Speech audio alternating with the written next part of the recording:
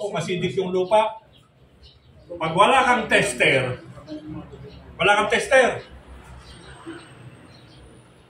ito lang ang kailangan mo.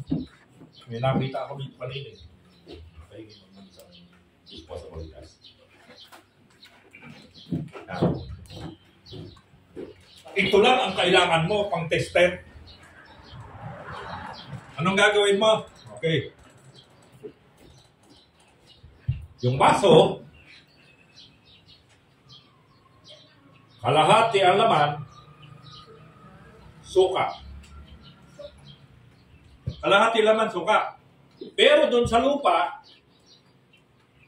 uhukay ka mga at least 6 inches.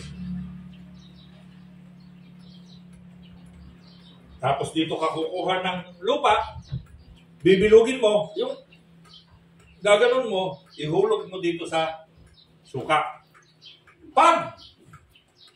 Kapag yung lupa na inihulog mo dun sa suka ay bumula, ibig sabihin, yung lupa alkaline.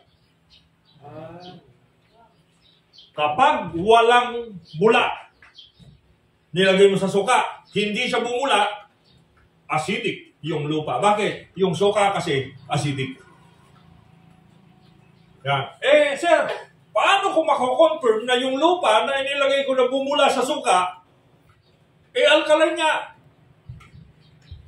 Kung kahuli ng baso, lagyan mo kalahati tubig.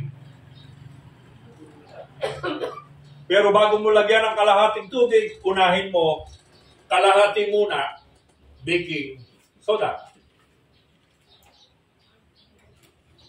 Pag naglagay ka ng baking soda, kalahati baso, lagyan mo ng kalahating basong tubig.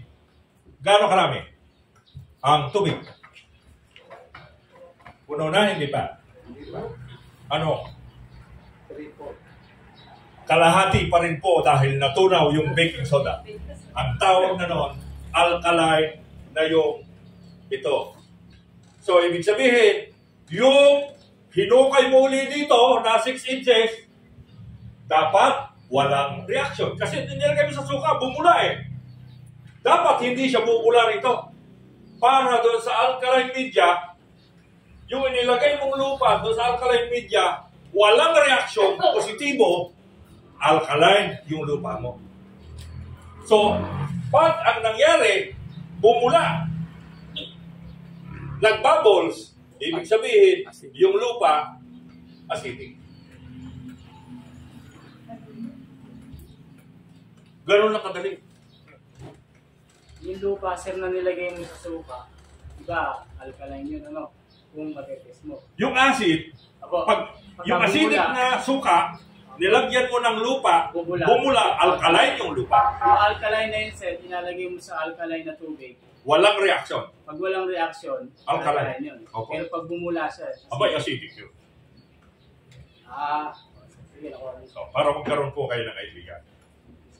Hindi na natin kailangan sukatin yung pH level.